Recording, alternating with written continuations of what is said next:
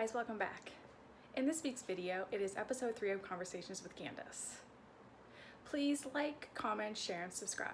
Now let's get to the video.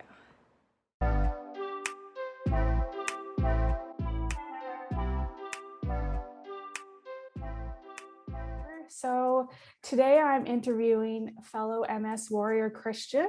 Welcome, Christian. Hello, thanks for having me. Thanks so much for agreeing to come and be pre-interviewed. You didn't go anywhere. You didn't leave your house. I don't know where you're coming to, but anyway. I was sitting right here a half hour ago working, so yeah, I so didn't there go we far. go. Yeah. I know you've told me before, but if you don't mind telling me your diagnosis story. Wow, it's a tricky one. It all started probably around 30 years old for me officially. I was an active, I guess, middle-aged adult, as it were. I frequently played sports. So when I started getting a shortness of breath when I was playing dodgeball intramurally with the other people my age. And after about 60 seconds, the average round of a dodgeball game, I was finding myself very winded and would often take the opportunity to sit out the next round if someone were more willing to play. So that led me to start looking into family history.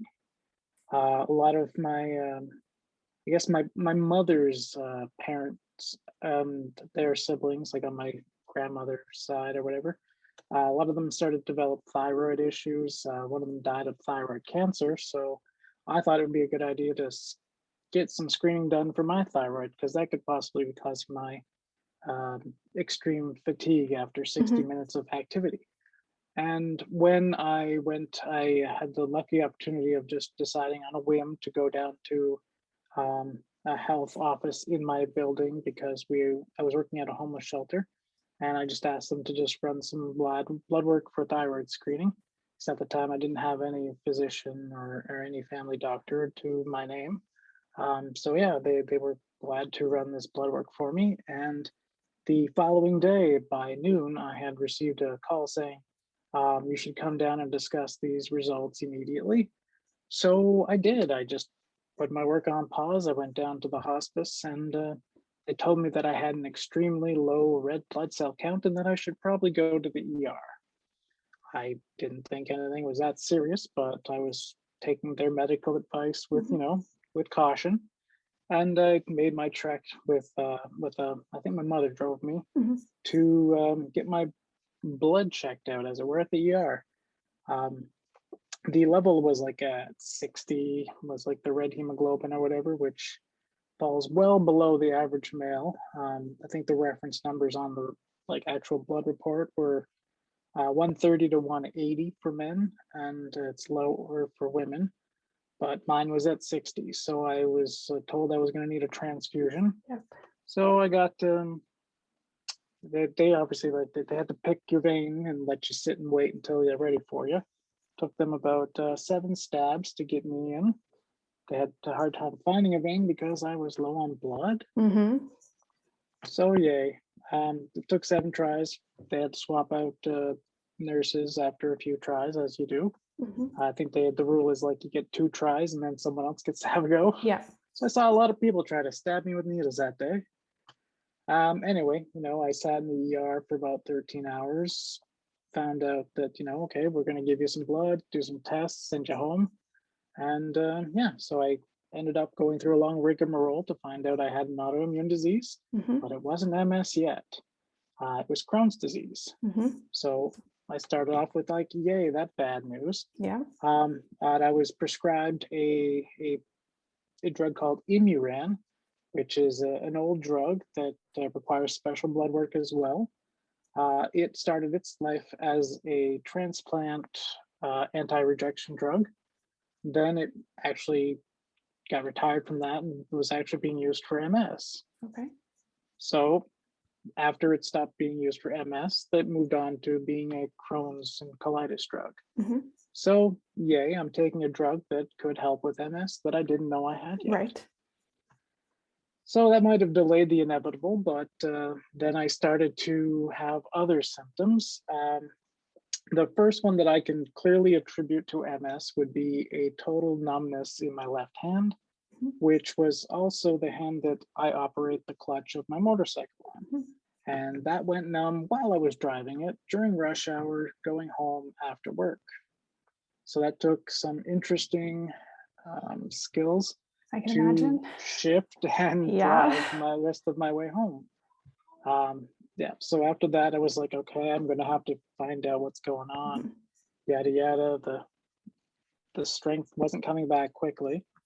Um, I ended up, postponing any, medical intervention at that point because I was going down to Florida to go to Disney World with my family. Mhm. My family at the time I was a single batched man. Mhm. So I was going with my sister and her 4 kids and my Mhm. father and stepmother, Mhm. so that there was a chaperone for each kid. Yeah. While I was in Florida, I discovered that I was, I guess, experiencing a drop foot, and I expressed my concerns to my father, who was a pediatrician at the Mhm. time. And his advice was given very sparingly because you don't really want to be the person to give, speculative advice to as you're a medical professional. He's like, Mhm.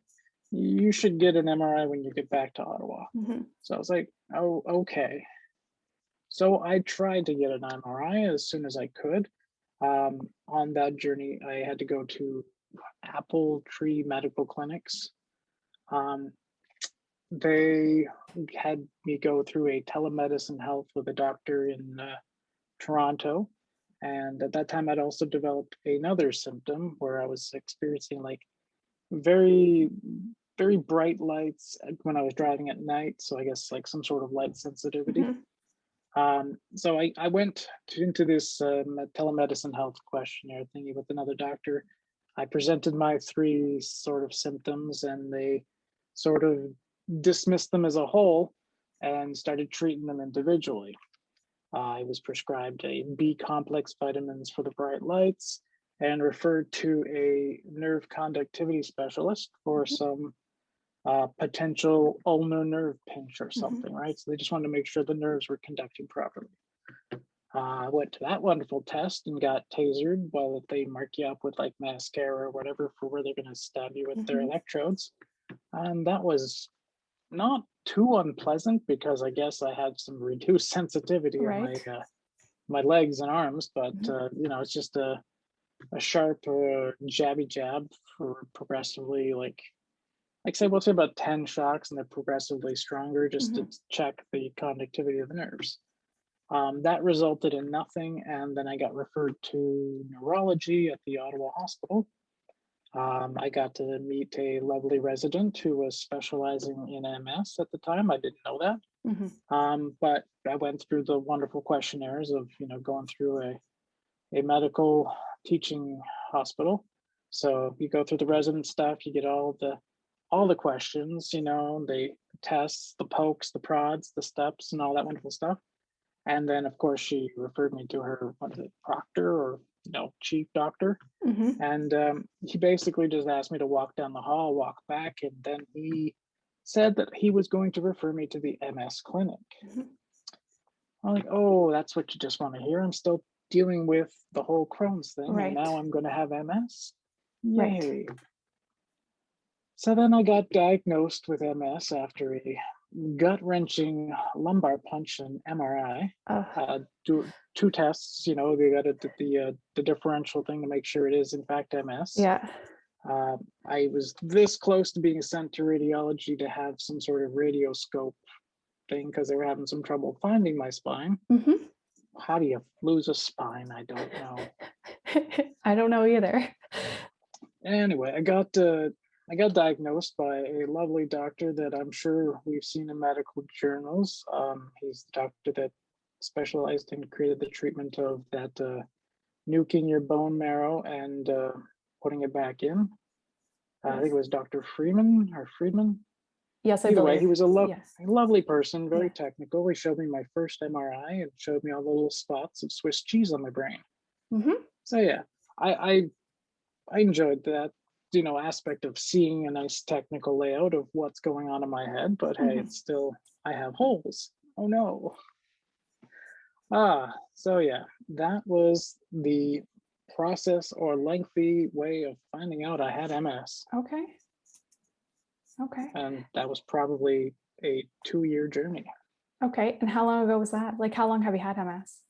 Oh, well, probably 30, but I would say probably diagnosed at 32, which would have Okay. been 2012 officially. Okay.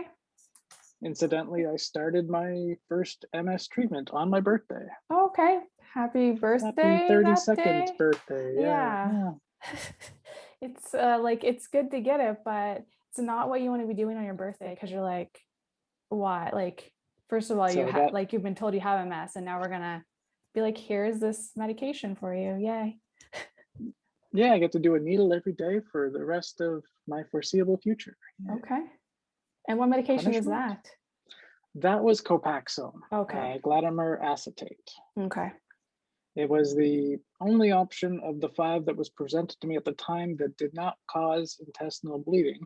And Mhm. as you heard first, I have Yeah. Crohn's. Yeah. So some Crohn's drugs cause demyelination and some MS drugs cause abdominal bleeding. So my drug treatment is a very narrow path. Yeah.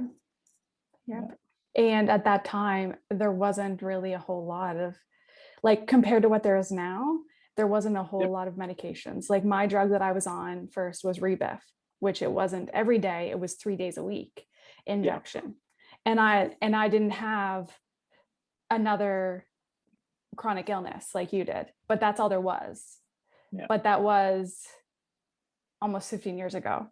So you see how far they've come now. Like, your selection is a lot if you don't have another underlying condition like you do. Yeah. And which I don't makes know. it a challenge for the neurologist, to prescribe something. Yeah, exactly. How does MS affect you today, like in your current life right now? Well, I'm wearing glasses because of MS, because I have some ocular neuropathy in my left eye, which means I can make out shapes, but I can't see facial details with my left eye. I wear glasses more as a crutch to support the right working eye so it doesn't get super fatigued and cause headaches and stuff. I also currently have some mobility issues. I use assistive devices to walk. I am in the process of acquiring a wheelchair. Okay. I have one on rental right now that my occupational therapist has hooked me up with. Okay. We're just actually called me today to tell me the first step of my first insurance provider has been submitted. So I have to wait in the mail for their coverage amount so we can move on to the next provider. Okay. I presented them with the wonderful puzzle of having 3 insurances. Okay. So I'm hoping that I get covered for this wheelchair. Hopefully you do. And all the wonderful gadgets and gadgets they want to put on That's a wheelchair. right. Exactly. Yeah. I do have a lot of gadgets, as it were, to help with MS. Right. And that's good, because if there's stuff that can help you, definitely use it. So, yeah. And I know from being with you somewhere before, you have one of is it ALinker? Is that how you say bikes? It's an ALinker walking bicycle for people with mobility issues and balance. It's a lovely, I guess you can call it a Canadian invention, but it was I believe a Dutch engineer, and she designed it for her mother. She was in British Columbia at the time. I believe her mother had a stroke, and I guess I can't be quoted on that, but I did get to talk to her a few bits because I was one of the first few crowdfunding campaigns for that device. Basically, we just chatted. I had decided to go forward with a funding, just to try it out, see what the world can do for me. And the world shocked me. I was fully funded within 18 hours. Wow. And the cost of the bike is about $2,700. So it's a lovely piece of machinery. And if this pandemic had not panned out the way it had, I probably would have gotten a lot more use out of it in this last year. Yes. But sadly, I have been very sedentary and it is not getting used as much as I would have liked. Yeah, that's unfortunately that's what COVID did for everyone. It kept everyone, especially with people with us that were somewhat immunocompromised due to MS medications with COVID, plus everything's closed. So why do you have to go anywhere when you can get everything ordered in? So yeah, I put in my 9 hours at the office remotely, and then my child comes home from school or daycare, and it's just where do you go?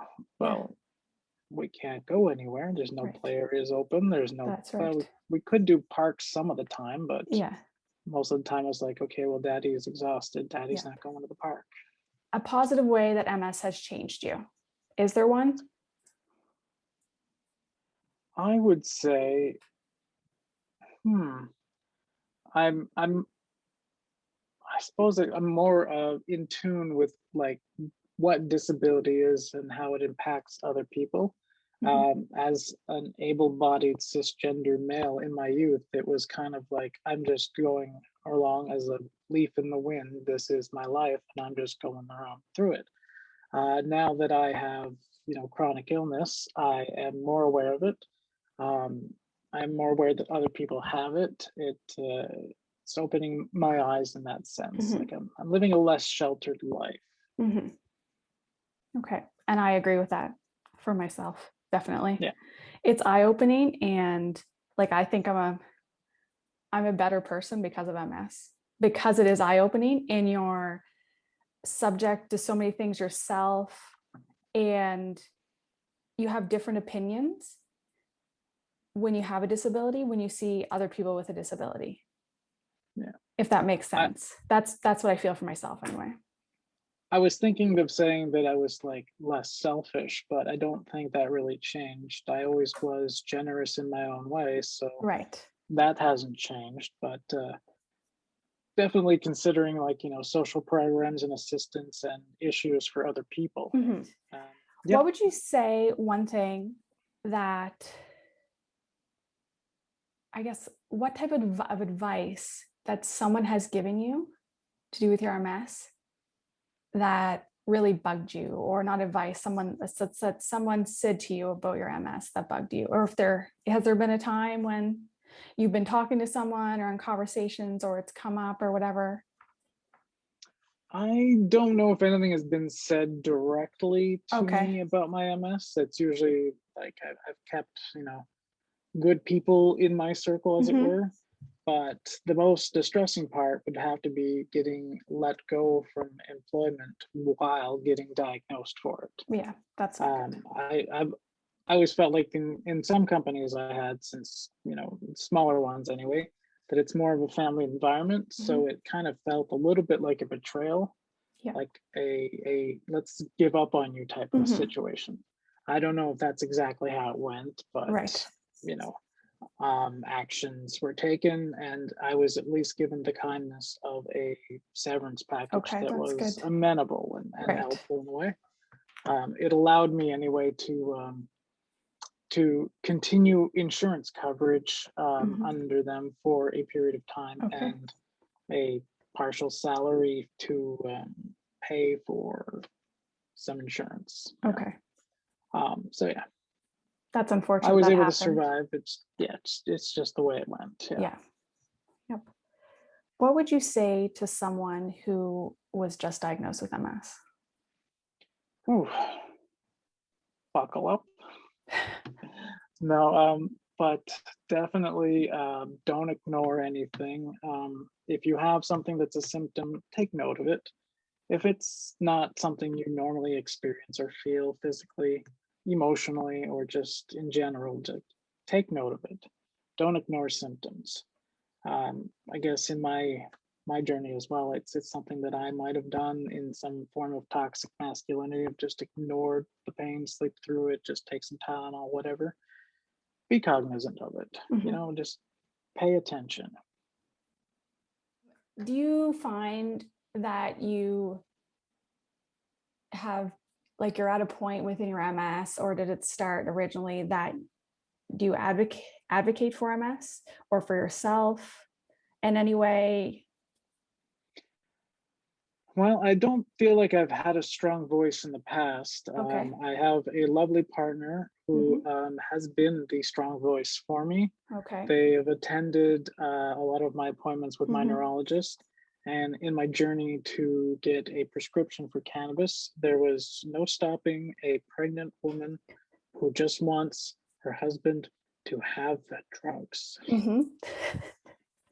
Like I would say I was just stepping around the issue, just saying like, that this is a treatment that I'm currently trying to self-medicate with. Hmm. I don't want to self-medicate. I want to be able to get, prescription Right. and fully declared amounts of, medicine and things. You don't get that with street product. Right. Exactly. So I was like, I just want to explore this vein of treatment because I do have pain and spasticity and issues. Hmm. And I had tried other medications as well, but there were side effects that were compounding on balance. Like I Hmm. still have a few medications in my medicine chest that do cause balance issues, Right. but a few less of them has been, a benefit anyway. Okay. So cannabis has been a big help to you with dealing with Yes. MS, or is it you find cannabis is helpful to both the Crohn's and MS?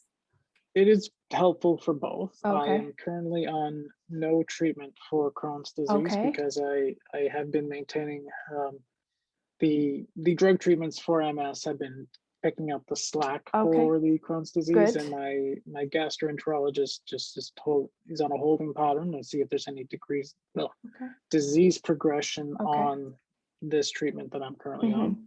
on. I'm probably due for a checkup soon, but haven't had one in a while because Okay. of the wonderful pandemic. That's But we'll right. see how. Hopefully, everything is all clear and good on the Crohn's end, Yeah. and I can continue taking. Uh, well, I guess I'm not taking anything for MS since I did the Lemtrada treatment, Yes. right? So, yeah, just the orally ingested cannabis oil Hmm. because it gets into your digestive tract and does its thing. Right. I've actually done a lot of research on as much as I can personally using the internet and other reputable cannabis researchers and their Hmm. notes. I seem to try to stick to the terpenes and cannabis profiles that are beneficial to my conditions. Hmm. A lot of the times, it's trying to aim at MS symptoms while also trying to nail down inflammation and intestinal problems. Hmm.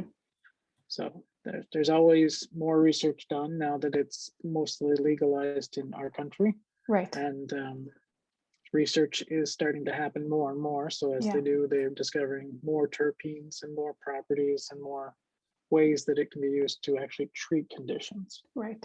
Which is good. It gives another option for people for whatever Yeah. illness or condition that they have, which I think is a good idea. And hopefully that way we'll get more research means more doctors will be on board with it. Yeah, and I guess you could say I've become an advocate for cannabis more than I've become an advocate for MS. Okay.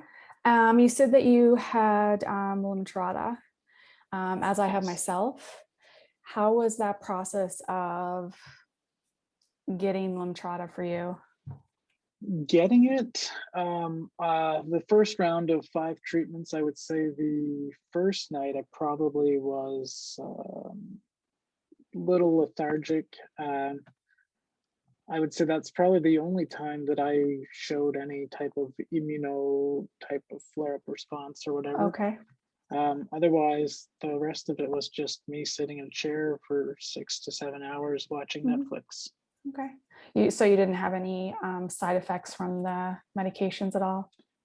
Not really. It was Yeah. just probably a little harder to walk out of the building and into the car at that time because when I'd been sitting for like Yeah. 6 hours and just worn out physically from the drugs. Yeah, exactly. Plus, the things that they give you before, like Benadryl and Gravol, that also can affect your walking. That's for sure. Yeah. For myself, anyway. Do you find that it's helped you versus pre-Lemtrada to now? What do you think? Well, I don't think I'm having any flares. Right. So it's doing its job. Okay. They don't expect it to repair anything. No. My immune system clearly was overactive to begin with. Mhm. So if it's just in a more restrictive state, it's probably still as active as it needs to be. Right. Whenever there's a flu virus going around, my partner and child will show more signs of it than I will. Mhm. At worst, I'll like cough once and be like, oh, I might be sick. I get, the butt of my partner's jokes about it sometimes. Like, oh yeah, no, I'll get deathly sick from the flu, but you'll be like, eh. So yeah. Well, that's good. I'm glad to hear that you're not. It's good for something, this immune system of mine. Yeah, exactly. I think you've answered this question, but where do you find your support? You mentioned support group, you mentioned your partner. How do you find outside of that, like family and friends, outside of like your immediate family, like your partner? Well, I have found that I have had a larger support community than I could have imagined. Okay. I am what you would call sort of like an introvert, as it were. I don't know how many friends I have until that happened. Mhm. Well, I don't know if you've ever seen my house, but I have a lovely access ramp that was built by my partner's brother-in-law, Okay. and he's an engineer, so Mhm. it was a labor of love in a way for him. He got a Mhm. puzzle to work on, and Mhm. then him and his father got to get up their retired buddies of friends and stuff. They all pitched in and they do projects basically in the nice weather days. They get Nice. together and do a project together, and then the next weekend they work on something else. Okay. We kind of had a good laugh, chuckle with them about that, because it's like in a weekend they can put up like a new garage for someone. Like, Okay. put that in the cement, build the whole garage, and they're done. It's like, wow. That's impressive. But they showed up. We dug holes and dug up rocks out of the front yard because Mhm. it's all clay here in Halifax, right? Mhm. So clay, rocks, whatever. They got through it all, and then they wrangled a nice backhoe, and all that we had to pay for essentially was lumber, cement, and diesel for the backhoe. Okay. There was Nice. no human labor cost in the whole deal, which was great. Really cut down on the cost on us as newly dealing with these problems. Right. But yeah, and again, the ALinker, Mhm. I did not expect that to get funded Mhm. in 18 hours. It was completely shocking. Yeah. I still am very thankful to my Mhm. friends and family that pitched in on that. And yeah, no, I have a very good job in the sense too of supporting me with my MS. Their understanding of Mhm.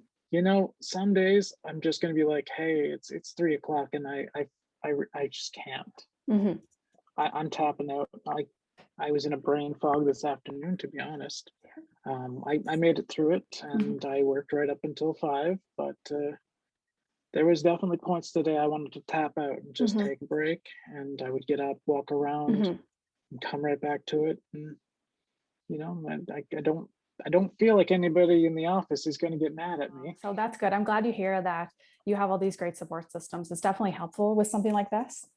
Yeah, And it's I'm feeling also #blessed. okay. Because I know sometimes it's hard to ask for help, but it seems Yeah, like the people that you have in your life, it seems like you wouldn't even have to ask. You just have to mention something and then they're there. So that's awesome. I am struggling with asking for help Yes. though. Yeah, Yes. So do I. I I do have sometimes struggling getting into the vehicle, and my partner she'll just stand there and look at me and like, are you gonna ask? Yeah. Do you need help? Like, yes, could you help me get this one leg into the car? It just keeps catching on the door. Yeah. I think it's Yeah. about keeping your independence because, like, when you're used to doing all these things yourself without any issues, it's like that little, I don't know if it's like hope that you just want to be able to do it like yourself.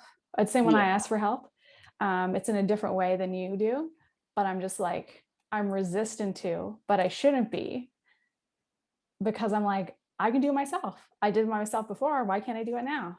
Oh, wait, I have this life crushing fatigue that is why I can't do it.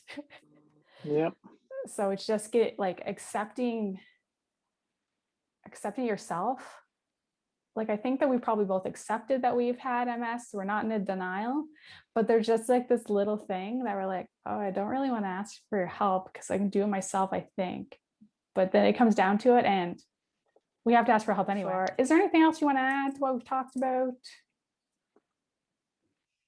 No, really, it's just yeah, on the topic of asking for help, it's really in measuring your limitations and trying to strive and do what you can in those limitations. Yeah. Like I don't know if I mentioned it, but I am in the process of getting a wheelchair. And last weekend I took a really big stab at cleaning the living room because again, I have a 5-year-old. It is a mess of toys and stuff, and now that I'm going to have a wheelchair, I need to be able to roll around the house. Yes. And well, toys are a huge obstacle to wheels, and Yes. if you can't get past them, you just can't get by, right? That's right. I armed myself with one of those pincher grab type reacher tools and rolled around in the wheelchair and just picked up Legos and small magnets. So working on the hand squeezing and picking up things with delicate precision moves, I feel was good exercise in the sense of training my hands to open and close on demand with the right pressure and stuff. So yeah, I could do that. I had the ability, I had the spoons or energy to do it. So I'm glad that I was able to make a nice and decent impact that I'm still kind of proud of on the mess of stuff in the living room. Yeah. Yeah. That's good. I find it like, it's the little things that you can accomplish.